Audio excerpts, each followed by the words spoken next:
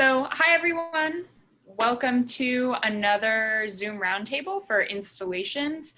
My name is Sophie Asakura. I am the project manager, and I am delighted to be joined today with our artists from putting artwork in districts H and I. That's Violette Bule and Rabéa Ballin, respectively. I'm going to start out today's roundtable by doing a quick presentation about the project as a whole, and then we'll turn it over to the artists.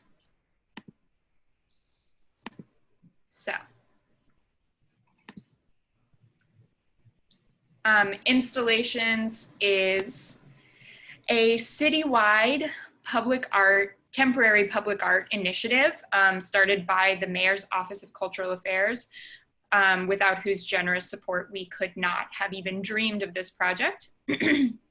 And it is funded through the Houston Arts Alliance, but administered by Art League Houston. So the main concept of installations is that there is a series of 11 site-specific public art projects, one per city council district in Houston. Those city council districts are referred to by letters, so that goes A through K. Each project is temporary, so they'll be on view for approximately 8 months. And our artists and projects were selected by an artist advisory committee that was made up of artists, curators, art world professionals, community members who are experts in their field. And they were very generous with their time and helped us select a long list and then a short list and then final projects. Real quick, Sophie, I'm going to jump in. I think something's not quite showing up right. I'm only seeing a gray screen. A gray screen. Okay, well, let me try again. Okay, we see you now.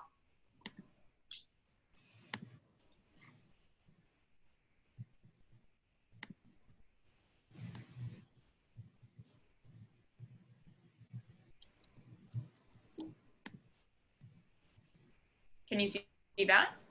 It's just saying that you've started screen sharing.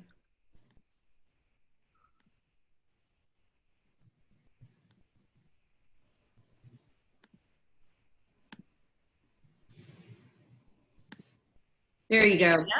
Yep, yeah, I can see it now. Okay, all right. Well,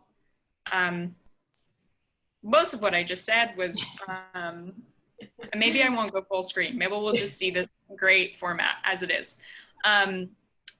Was just words on a screen, so no worries. This is our project team. Special shout out to Flying Carpet Creative. That's Kelly O'Brien and Patrick Renner for being our fabrication managers. Our marketing managers, Chris Valdez at Laredo Street Projects. Love them. And then, of course, Art League couldn't do it without Jenny Ash, the executive director, and then Sarah Beth Wilson, whose voice you just heard, who's the director of curatorial projects and exhibitions.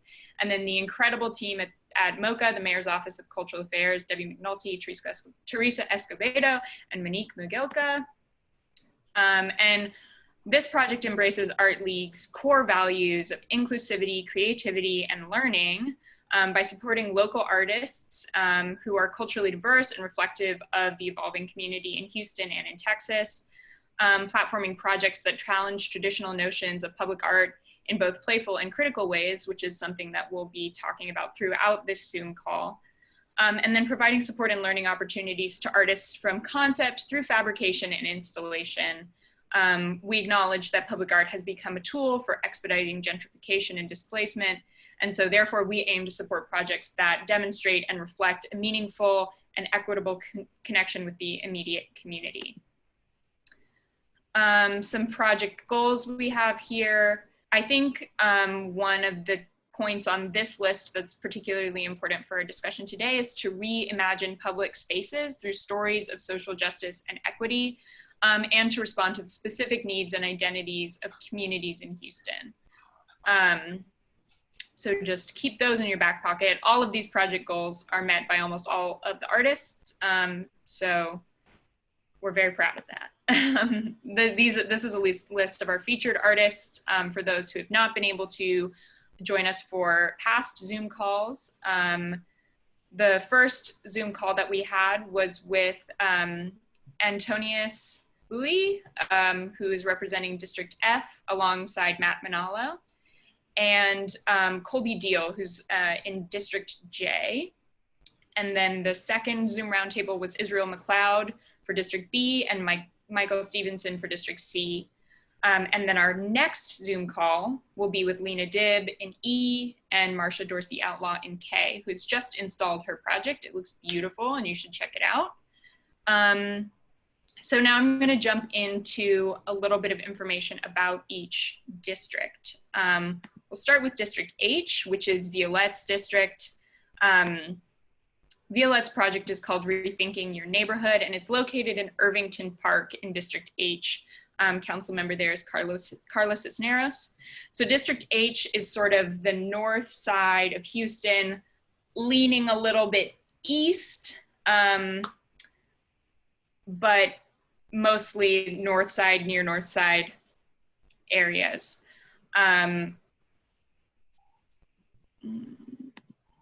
Okay. So it is home to the Denver Harbor / Port of Houston, downtown, East Tex Jensen, the Greater Heights, Independence Heights, North Side / North Line, the near North Side, 2nd Ward, Old 6th Ward, and Harrisburg neighborhoods. So you'll hear me repeat some of the neighborhoods in district when I talk about District I, and that's because there is some overlap on the southeastern side of District H with District I. District H is a largely Latinx population, 72% Latinx in 2018, and 62% of District H households speak Spanish at home. District H has within it the Near North Side Complete community, which is a mayoral initiative, and that Near North Side is located just north of downtown Houston. First developed in the late 1800s, and the Hardy Rail Yards, which used to be at the south edge of the community, sort of built up that area, drew all the development around it. In 2015, the Near North Side was home to over 27,000 people, the majority of whom were Latinx. In the past decade, with the expansion of the light rail and the proximity to downtown, the Near North Side has become attractive to developers and new residents, and the result has been a rise in property values and new development that many existing residents cannot afford. This is sort of like part of the trend of seeing the Greater Heights kind of expand northward. And then I'll talk about District I, and then we'll turn it over. That way we can have kind of continuity of discussion between the artists. So, oops. District I, artist is Rabéa Ballin. Project title is Pockets of Beauty in a Field of Contamination, located at Hartman Park. Council member there is Gallegos. So this is the east side of town, kind of south.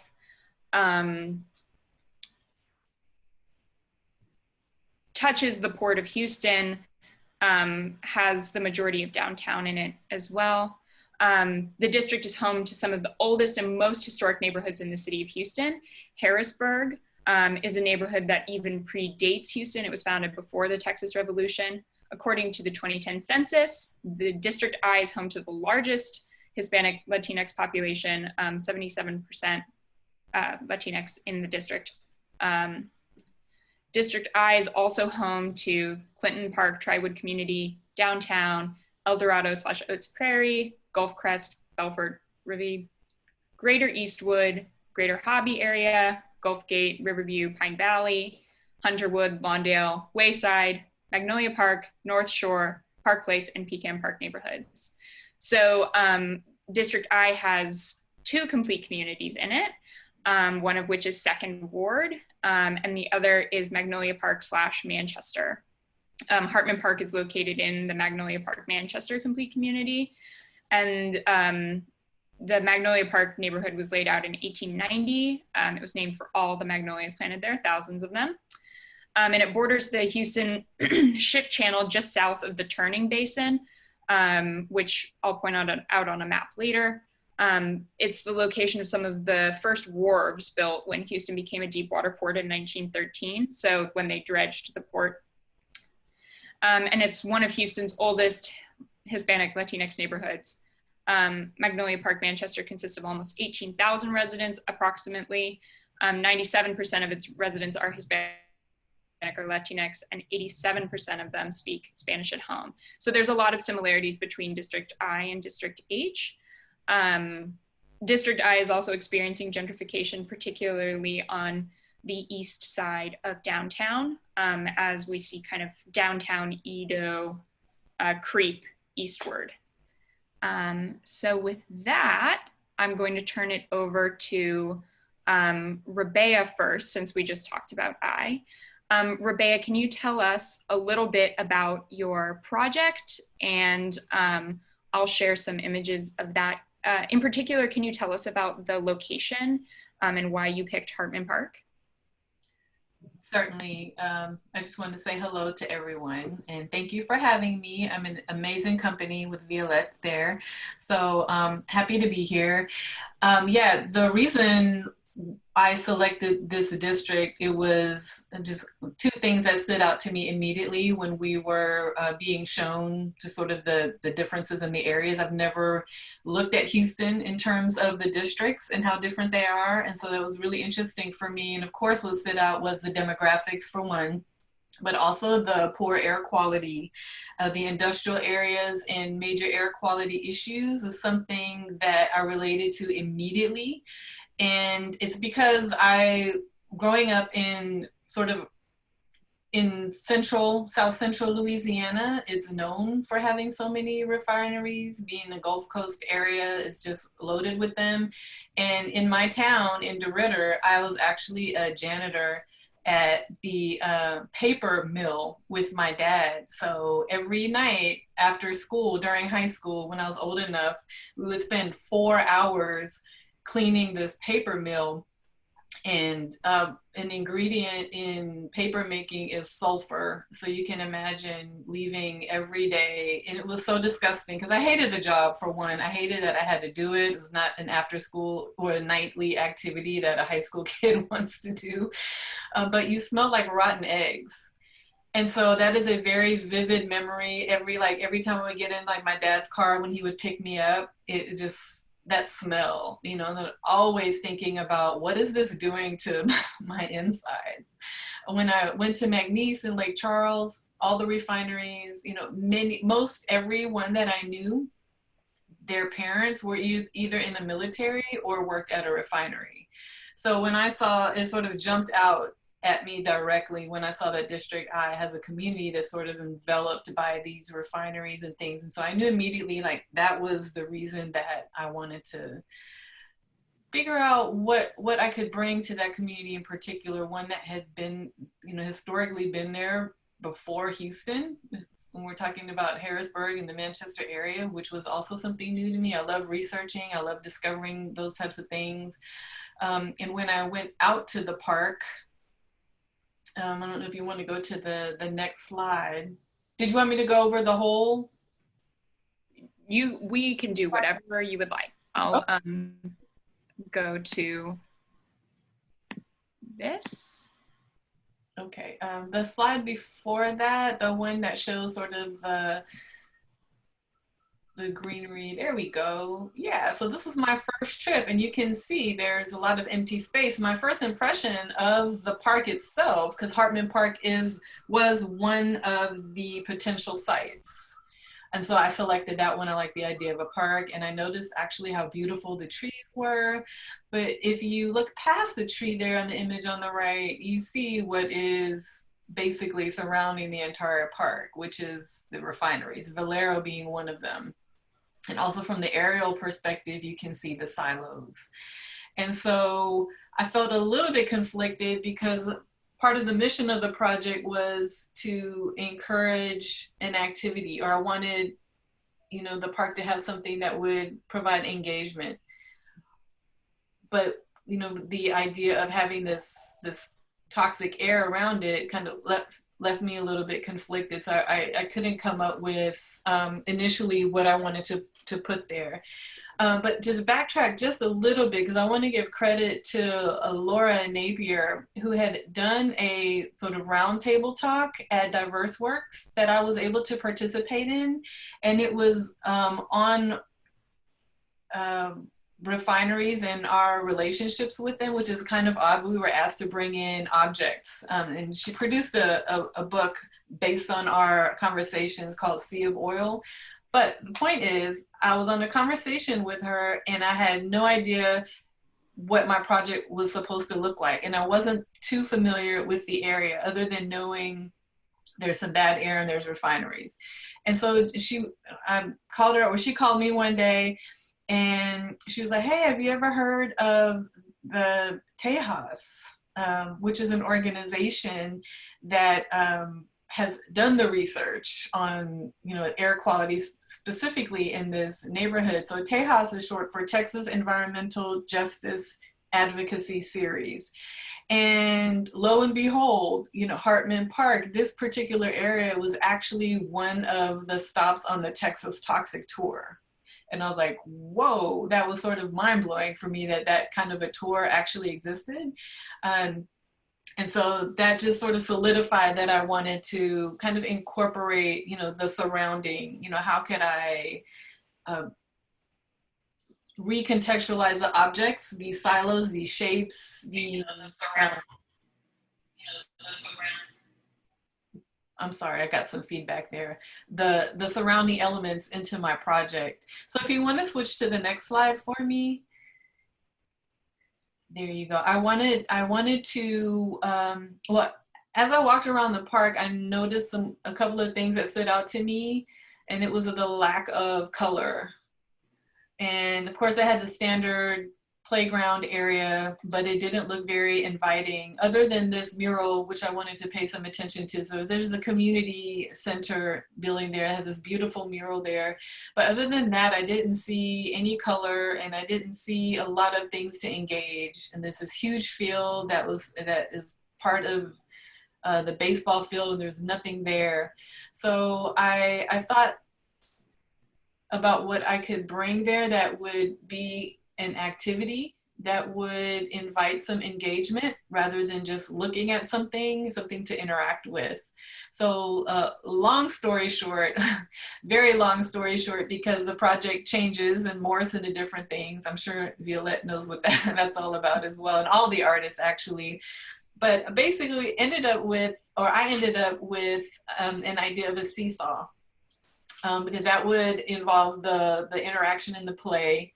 But with adults in mind too, not just focusing on children. I think it's a very nostalgic piece of play, and it's fun, although seesaws aren't as common anymore as they were back in the day because of safety regulations, which I know all about because of this project now. But if you look a little bit closer, I wanted to incorporate, even the image on the right there, I'm holding something in my hand, and that is plexiglass, or these acrylic tubes that initially I wanted the body of the seesaw, you can see some of my sketches and different designs there, to be filled with liquid colors, 2 different colors. So if you can imagine a yellow liquid on one side and then blue on the other, and as you engage with the seesaw, the colors would mix and they would turn green. And then once the seesaw is still, the colors would separate again. Well, chemistry doesn't quite allow for that, I also learned, because once the pigments attach, they don't separate as easily. So that was one of the first things I had to rethink. But still filling these tubes with color, perhaps a glow in the dark, so that it could also illuminate at night would be cool. Patrick and Kelly were so integral to the way this project just kind of morphed, and it was actually his suggestion, because I wanted to use acrylic and sheets of plexiglass that were these vibrant colors, because I wanted it to be full of color, to sort of mimic clear or clean water. So you see the ways on the panel that are attached to these tubes are to be metaphors for clean water, sort of a neon blue and a true blue. And as those cover or intersect over each other, you'd have a third color. So it was meant to be engaging in that way, and colors that the viewer could, from all angles, instead of actually interacting and being on the seesaw, can see some visual engagement around it. So in short, I don't want to take up too much time, but that was sort of the original thoughts and idea for my project here at Hartman Park. Thank you, Rabéa. I was just thinking, in hearing you talk about your project, I mean, we've been talking about this for months, but it's kind of astonishing to me that your project sort of from start to finish has been this unbelievable mix of like research in history and physics and chemistry. Like you're covering all of the research basics here. Yeah, that it's huge learning curve for me. As you may or may not know, but I'm not a person who makes three-dimensional objects very often. I'm used to drawing. I'm a 2D person. I have some experience in doing installations. So this for me was, the learning curve was all very real, and I've loved and hated every minute of it, only because like when you're in a space where you don't know, it's exciting because then you don't have those rules that are attached to when you do know something, but not knowing what to ask next.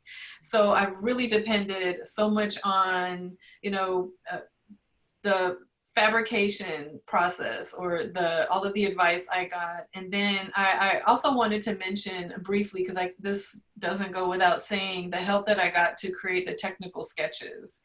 And it was right place, right time, in that I just happened to meet a gentleman who I didn't know at the time, but ended up being the principal manager of an architectural firm. And I didn't want to divulge the space yet because I haven't gotten their permission to talk about them, but they were so generous, and their team volunteered their time to come up with these technical sketches and the engineering, because of the safety issues that were involved. I was thinking, oh, just, have a base and have these things going back and forth. Well, the risks are, having someone jam their fingers underneath the piece, or falling off of the piece, or like hitting their head on something. So there were so many other things to consider when creating something that invites someone to engage with. And so those are the things that I took for granted in the preliminary part of the design, that through making something has made me be so much more aware of what interaction, what that means from all angles. So I wanted to thank all of the help that I've received on this project. Is definitely not of my own doing. Well, thank you so much, Rabéa, for taking us through that project, your project.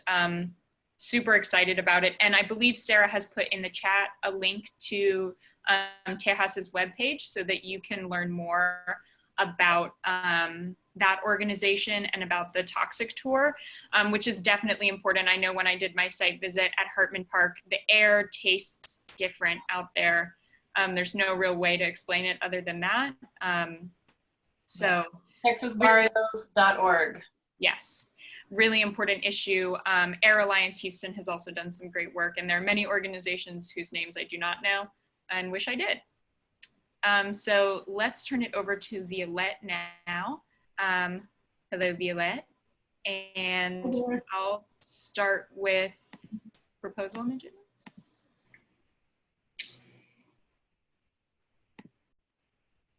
Okay, can y'all see that? Yes. Okay, great. Yes.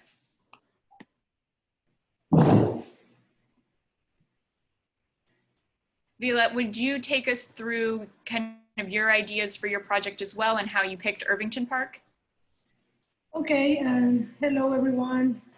Thank you for this opportunity. I'm very happy to share this challenging project with you all. So from the beginning, it was a surprise element all the time, because when I got invited to submit my project, I was new in Houston, so I was only a year living here. So I found a problem trying to know better the district, so be able to select the right site. So I picked Irvington Park because it's a Latinx community, but surprisingly, because of gentrification, there's still a lot of Latinx community there, but also a lot of people from many other places, and also in this particular space, there's a lot of people who like to use this park, and not necessarily people who live in this community. So I had to be honest, I select this space because Latinx and for nothing else. For me, it was a challenge to discover the space and the site and the community. And I think I will do the same with another specific site. Like I will do the same kind of strategy to approach respectfully to this, that particular community. So, what else can I say about the selection? It's, well, I found in this community people who have houses that are from 1920, they have all family, all the house to belong to their grandparents, and the son and now the grandson are living there. The community is Latinx, but it's very diverse too. And also part of this project is rooted in practice, the deep listening, and because I'm using the way that I approached to this community was doing the surveys and have conversation with people, one-on-one conversation with people in the community. I found a lot of rich, full information about the memory of this community, like the original name of this park is Robertson Park, and so in the beginning I was thinking in photography because the way that I think in photography is also with installation embedded in photography. So I was trying to create a huge scene. I was trying to create a park inside of a park to create another dimension of possibilities into reality. So this is an interactive installation rooted in deep listening, data gathering through surveys and collective actions. So I designed large grid like a chessboard with multifunctional sculptures that which in each sculpture will be represent the different buildings and institutions that this community might need or are important to them. So I wanted to create sculptures that represent those buildings, but also pushing the possibilities to how the architecture design for a particular institution is. Like, you know, we recognize an hospital because we have like a big, strong, square building or something. So I was trying to push the limit of the design, doing something organical, and I wanted to gather in all this information from the community and embed it in this object. So these sculptures can be kind of like an excuse to put the voice of the community out, and also to have an aesthetical and joyful experience playing with this. So another layer on these sculptures, that okay, we have the surveys, we collect the data, so we have the representation of the needs of the buildings that are important for the community, but also we have another dimension with technology and augmented reality, where people can play, we can easily, with a free app, can scan each sculpture and have access to the data that I was collecting. So the voice of the community will be out there, and also will compromise officials to know what are the community's needs.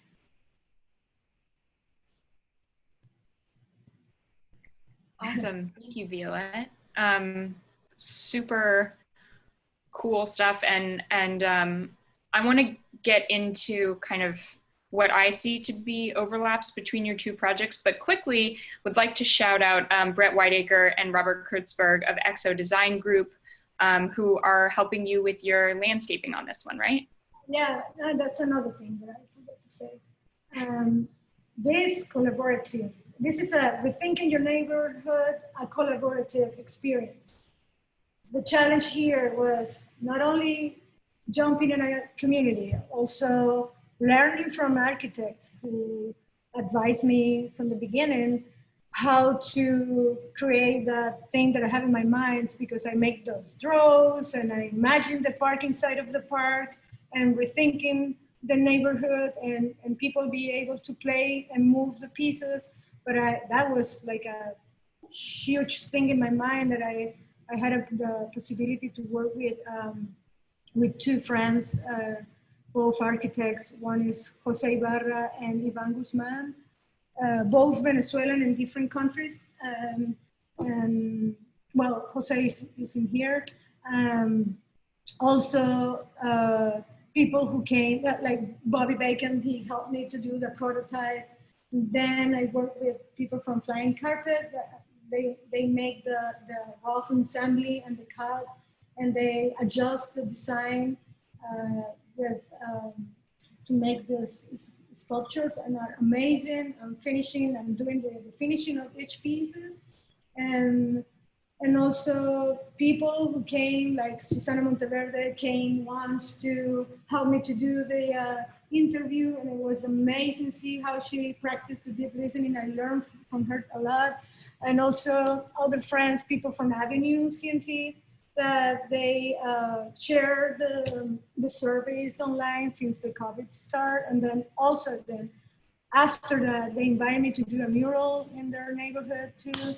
So it's something that is been growing, and it's something that maybe start with an idea, but it's an idea that it keeps growing, like Rebecca says, in the process. Rabéa said in the process, and with a lot of collaboration and a lot of people involved, and also people from the community, because people from the community gave me ideas like adopting one of the houses that represent the houses of the community that are pot planters, and so people offering themselves to take care of the plants. In the meantime, we do the installation. So yeah, it's a collective project. It's been growing like that, and it's been getting, and also people like my friend Brand and Jacinta Molina and Aysen Caro, they came sometimes to the Flying Carpet shop to help me to finishing, to paint, to do everything. So it's been not just a challenge project, but also a journey, and also an opportunity for me to learn also how to translate the techniques, the name of the technique for fabrication. If I need to buy something on the hardware store, like I have to learn how to say that, and I have to, transform the measurement to inches and centimeters to understand what I'm talking about, and the materiality, and then it's a lot. It's like I'm doing like I don't know. I'm learning all the time. It's great. Yeah. Thanks, Violette. Absolutely.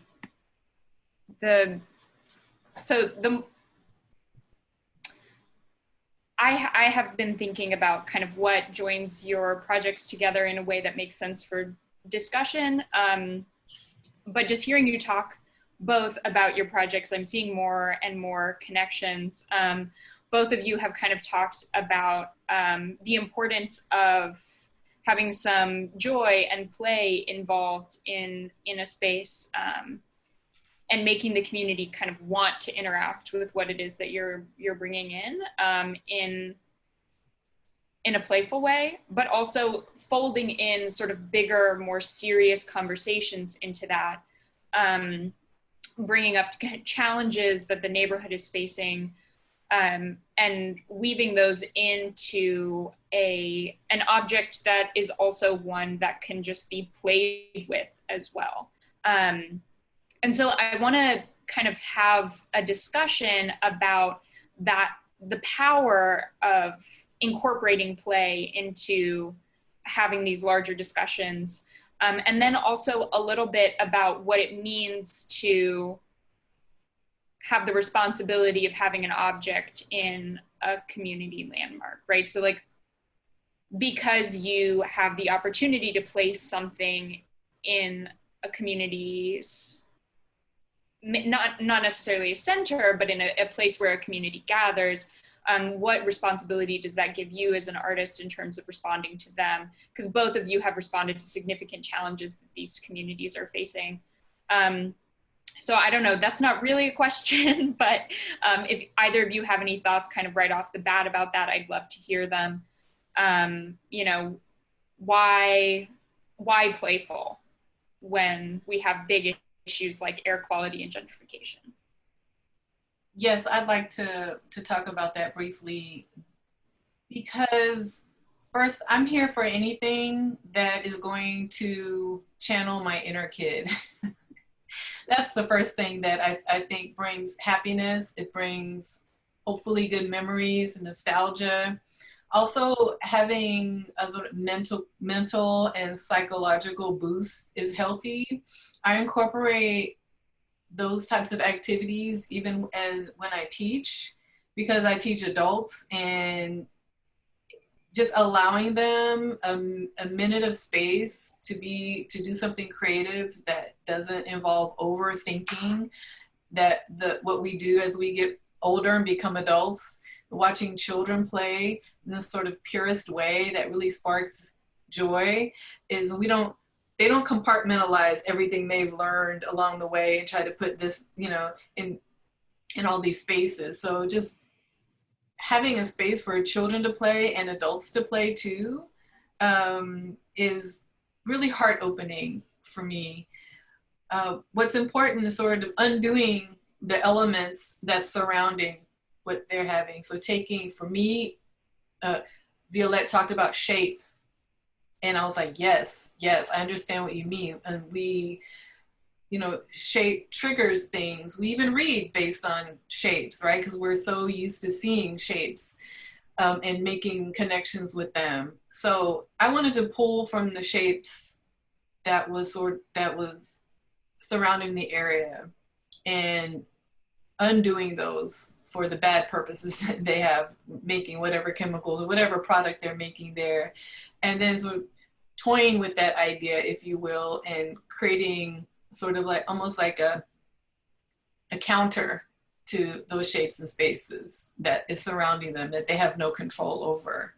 I think artists have, you know, we're content creators and we're culture creators.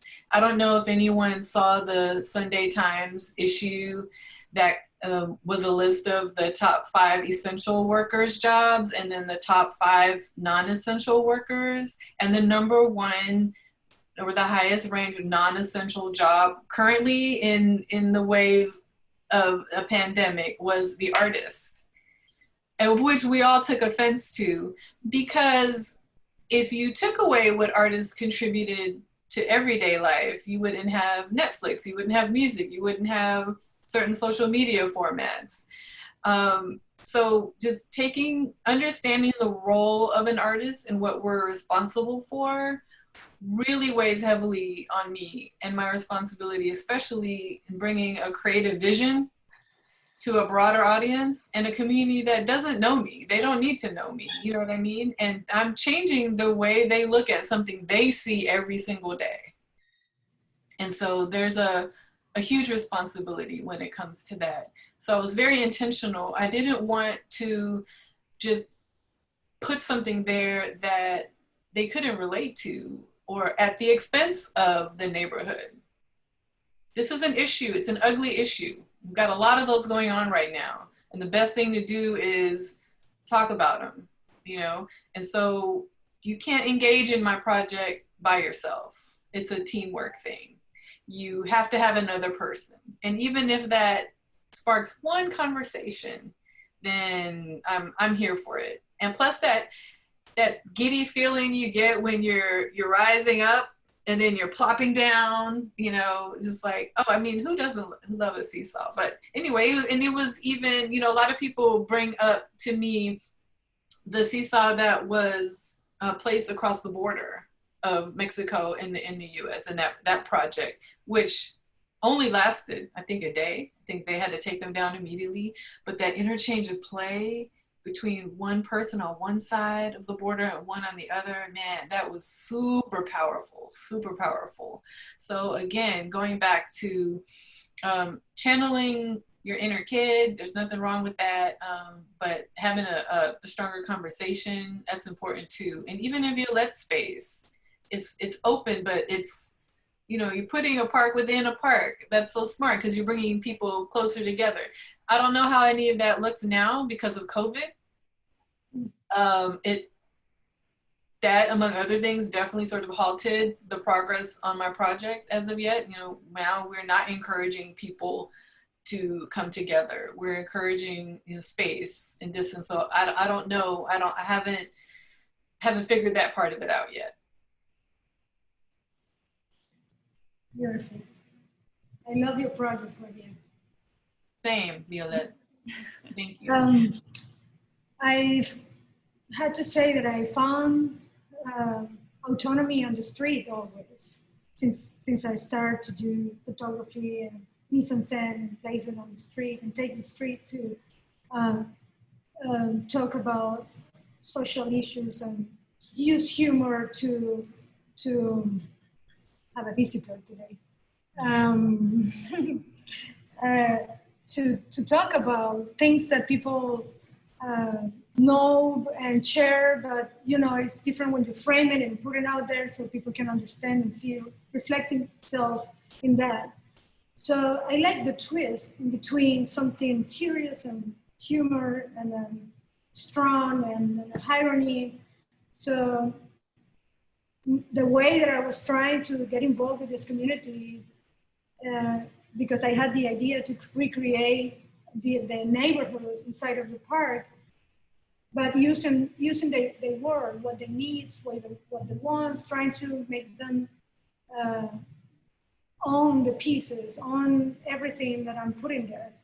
And that's something that I always have clear in my mind. This has to be something that belongs to them. Also, I don't care is that if something happened with the pieces, if it got punk or graffiti or whatever, because that's an expression of the community too. So I always trying to use playful and also try to use interactivity with my work. I like to offer the possibilities to the spectator and also the user, in this case, to be from passive to active, because also the survey remains open, so people will be able to keep talking about what they want, what they need, and also I update the surveys regarding the COVID, and so people can express what's the best way to offer a healthy system to enjoy the park and so on. So for me, I'm talking about that kind of autonomy that the street and the public space offer to you. It's when you own it and when you are active on it. So there's no other way for me to create projects or art. And so yeah, so it's what I'm trying to say. It's part of my statement, part of my process. Yeah.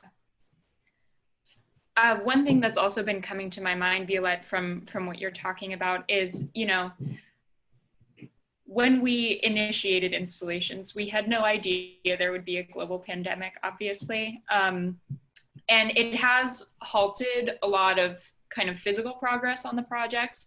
But in a way, it's sort of, like Rabéa said, highlighted the importance of having public art, of having something that a community can, in a hyper-local way, identify around, and things that are in our own backyard that we can like love and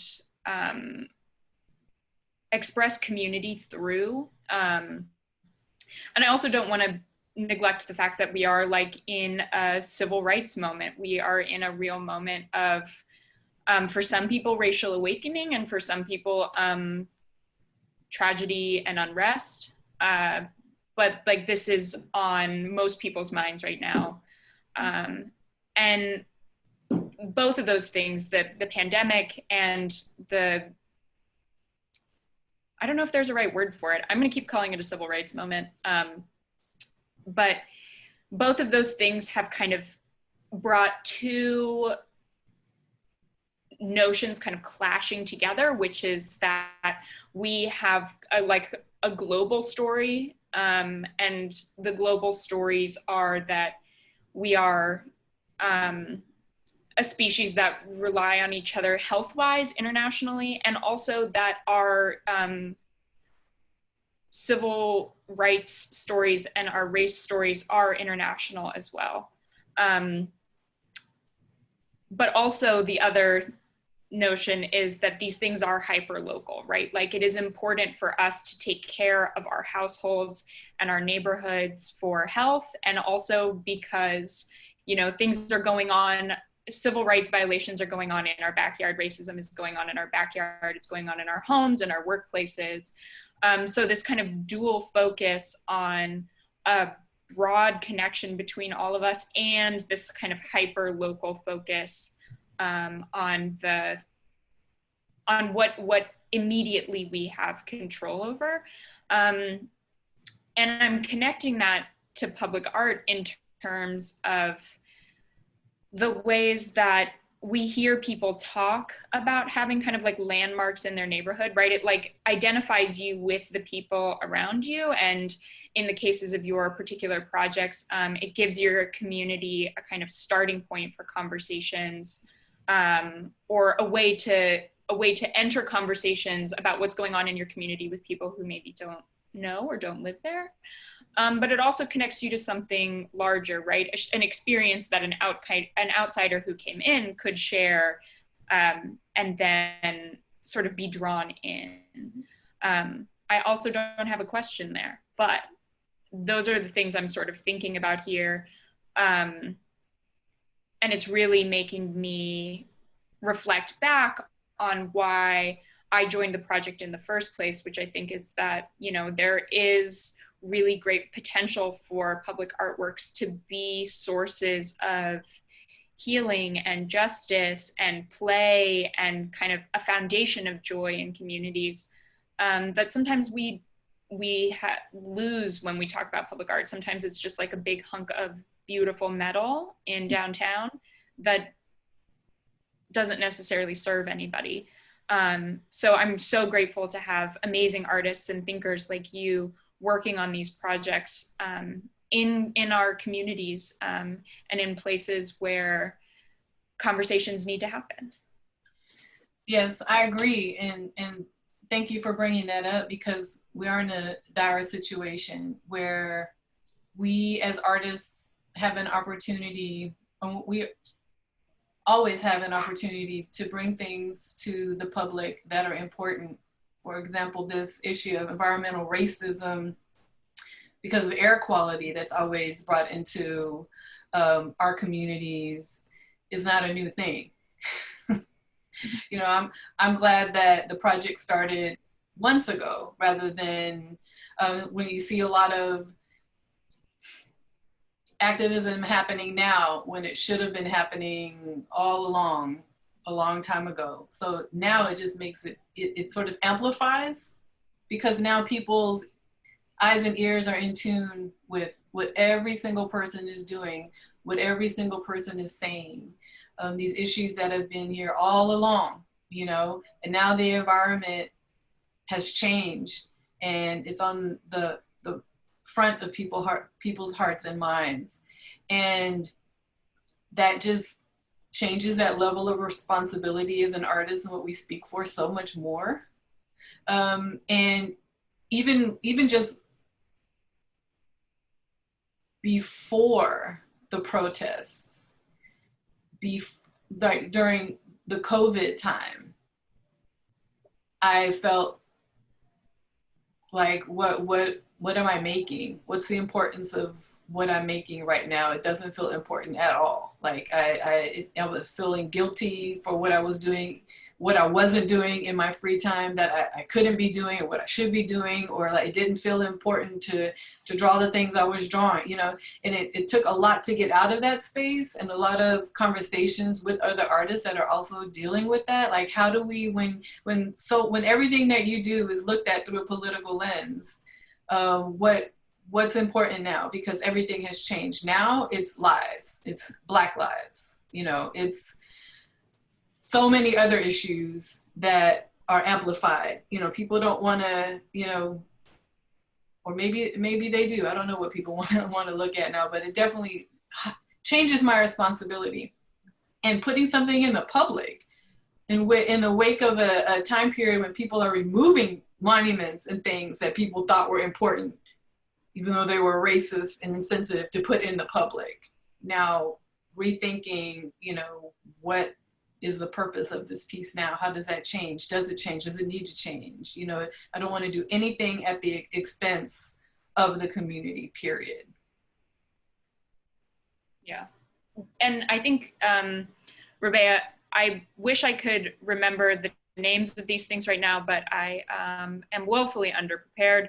However, there was a really great study and tragic study done recently about cancer rates in, I believe it was 5th Ward in Houston, but that being an environmental racism issue. And then also I heard a really good podcast on Jacobin Radio that was an interview with a local scholar of environmental racism. So the resources are out there. Please check them out if you're interested. Can I add something really quick, Sophie? It's very, very, very brief. I had read a lot of those statistics, but I didn't bring them up because I wanted to wait until I spoke to Juan Para of the House organization. And right before COVID, I had Henry Sanchez, our friend, knows Juan, and he was like, hey, I can set up a meeting with you.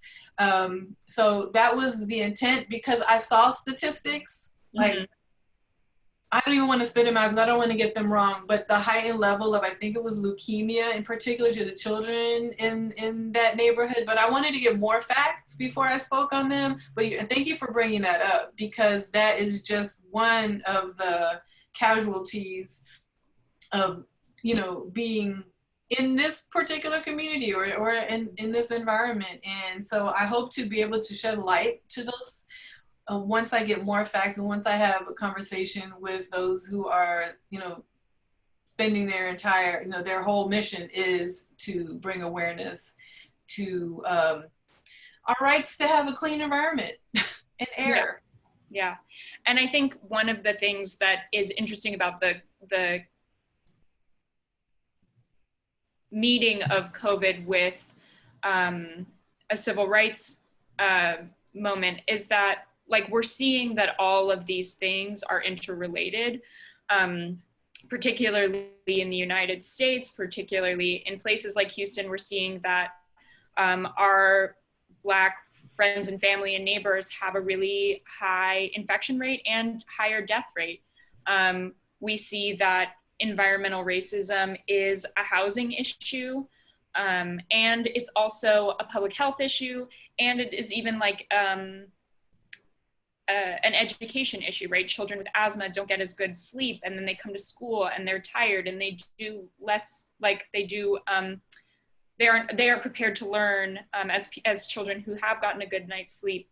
So that all of these things sort of stack on top of each other. And I mean, Violette, with your project, we're talking a little bit about ownership, or talking a lot about ownership over your neighborhood and gentrification, and what it means to kind of feel stable in the place that you live, and that housing for so long has been a really fraught issue, whether it's through redlining or through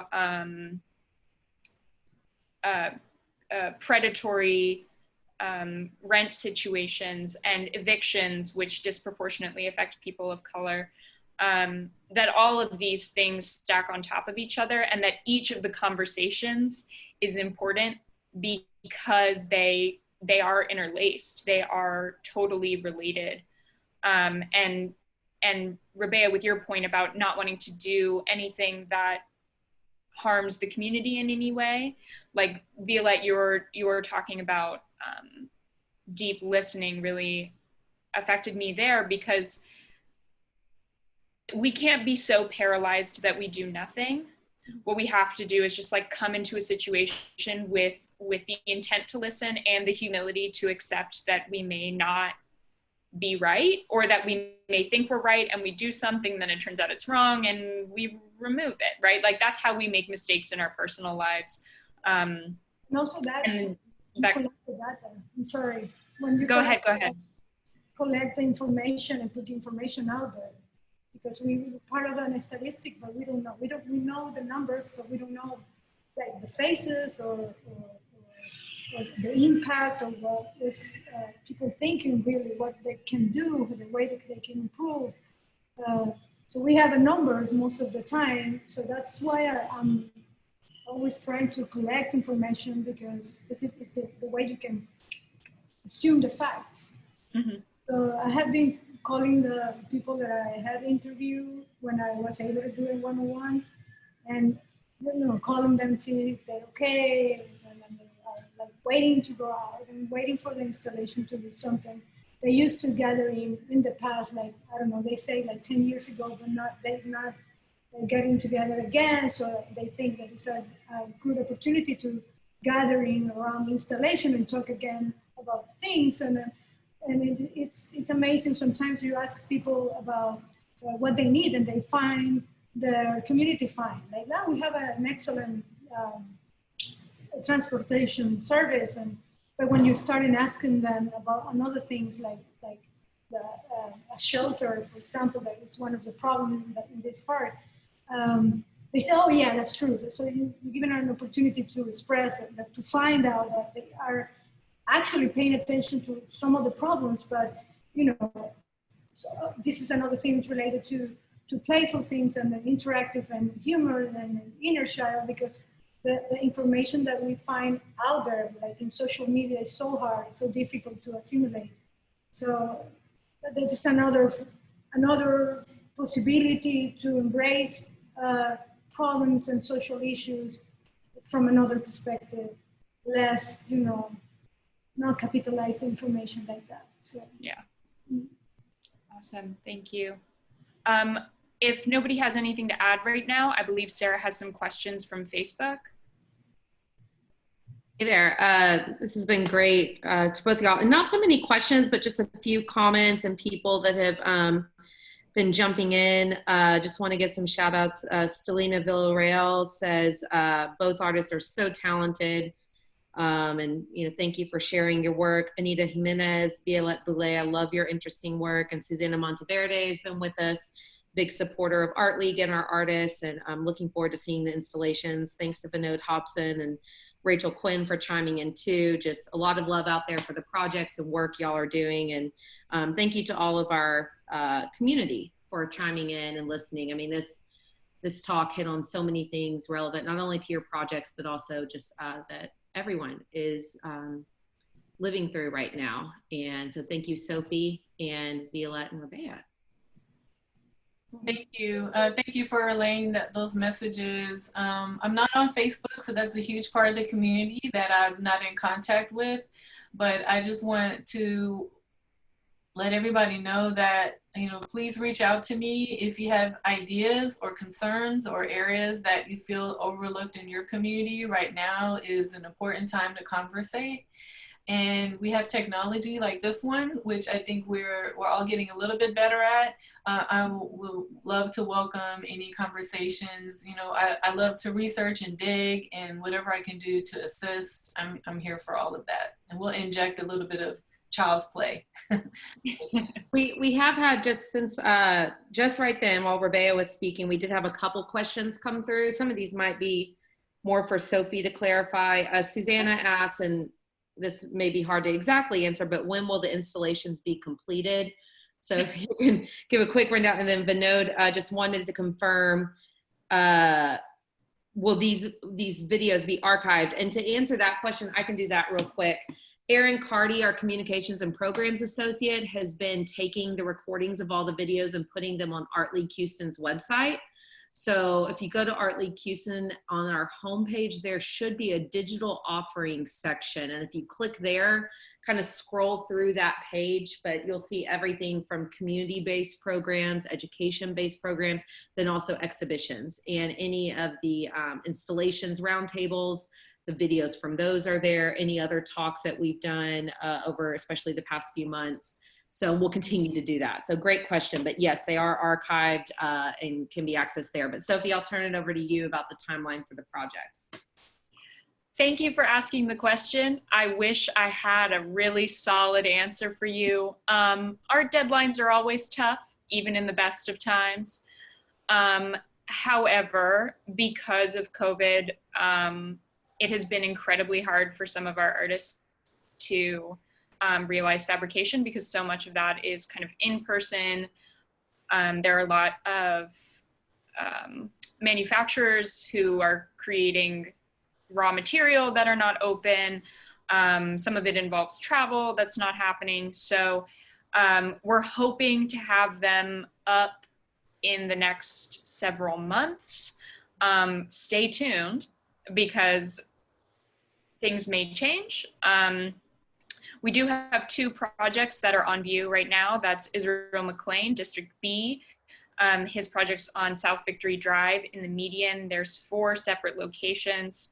The exact spots are on his map on our installations webpage. And then Marcia Dorsey Outlaw has just installed her project Geode, which is at the Townwood Community Center. It's beautiful, you should go check it out. That's in District K. So we're hoping to have them roll out. Violette and Rabéa have projects that are in parks, and their projects involve what the city would classify as play equipment. And so because play equipment in all parks has been roped off with caution tape, it just doesn't make sense for us to put those in until those restrictions have been removed. So kind of regardless of where they're at with their fabrication, we just can't put those in yet. So long story short, stay tuned. We'll put updates on the website as soon as we have them. One last thing, I think, if there aren't any more questions or final thoughts from Violette and Rabéa, if y'all want to just shout out if you have Instagram handles or websites that you would like for people to check out, now would be a great time to do that. I'm going to put my Instagram on the chat so we can share. Okay, Sarah, can you transfer that from the chat to Facebook Live chat? Violette and Rabéa, just add anything you want shared through our Facebook, and I'll do that now. Cool. Also, want to shout out that Art League is having the Mardi very soon. So let me get the deets up here. There will be a brief kickoff party at 7 p.m. on Saturday, July 11th, followed by the Block Mardi on July 25th from 7 to 8:30. Co-chaired by Radu Barbachanu, who was on this project at the beginning, Christian Barker and Dr. Grant Hopping, and will be featuring the Outspoken Bean, which is super exciting. So if you want more information on that, please go to the Art League website or Facebook page. There's information abounds. Thank you. Thank you. All right, Sarah, are we good on questions from Facebook? I think so. I was just adding Rabéa's Twitter and everything, but I think we're good.